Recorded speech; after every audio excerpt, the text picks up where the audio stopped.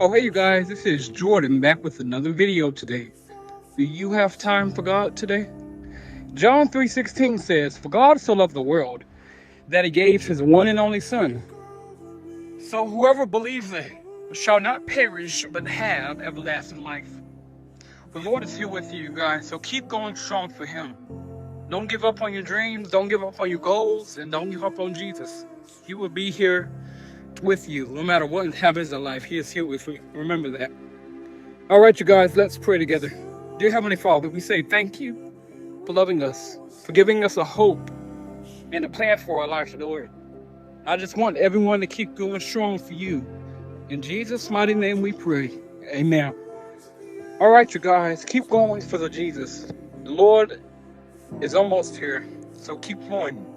God loves you guys, and I love you. Stay blessed, and I'll see you guys next time. Love you. Adios.